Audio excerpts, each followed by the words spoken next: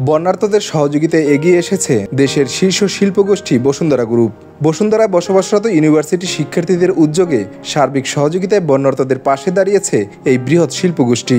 কর্মসূচির আওতায় কুমিল্লা, ফেনী, নোয়াখালী সহ বন্যা দুর্গত বিভিন্ন এলাকায় আপাতত শুকনা খাবার সহ আরও নিত্য প্রয়োজনীয় দ্রব্যের 25,000 প্যাকেট ত্রাণ দেওয়া হচ্ছে। ত্রাণ বিতরণের বিষয়ে 23 আগস্ট শুক্রবার বসুন্ধরা কিংস অ্যারেনায় এক আলোচনা সভা অনুষ্ঠিত হয়। এতে বসুন্ধরায় অবস্থানরত বিভিন্ন বিশ্ববিদ্যালয়ের শিক্ষক শিক্ষার্থীরা বসুন্ধরা গ্রুপ তাদের পাশে থাকায় ধন্যবাদ জানান।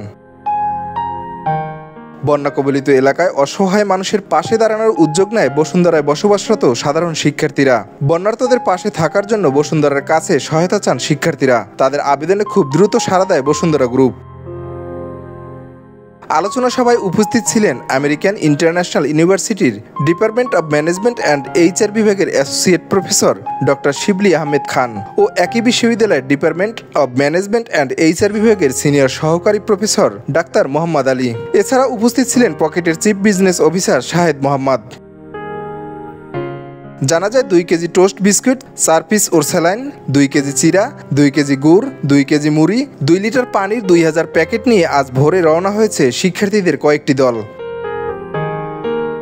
এর আগে শুক্রবার দুপুরে শিক্ষার্থীদের 6টি গ্রুপ করা হয়, যারা কুমিল্লা, নোয়াখালী, ফেনী সহ বন্যা কবলিত এলাকায় ত্রাণ দিতে যাবেন। এছাড়াও আরও আলাদা আলাদা গ্রুপ করা হয়, যারা ঢাকায় ত্রাণের পণ্যগুলো প্যাকেট করবেন।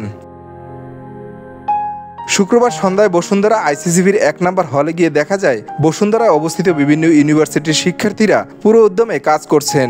কেউ গুড় প্যাকেট করছেন, তো কেউ চিরা, আর কেউ ধরে আছেন বস্তার মুখ, যেখানে সব আইটেম এক বস্তায় পুরে নেওয়া হচ্ছে আরেক পাশে ট্রলিতে করে নিয়ে সেখানে বস্তার মুখ বেঁধে রাখা হচ্ছে সারি সারি করে। শিক্ষার্থীরা বলছিলেন, মানুষের পাশে দাঁড়ানোর এমন কাজে কোনো ক্লান্তি আসে না। ভবিষ্যতেও যদি এমন কোনো দুর্যোগ আসে তবে বসুন্ধরার সহায়তায় আমরা সবসময় পাশে থাকবো ইনশাআল্লাহ।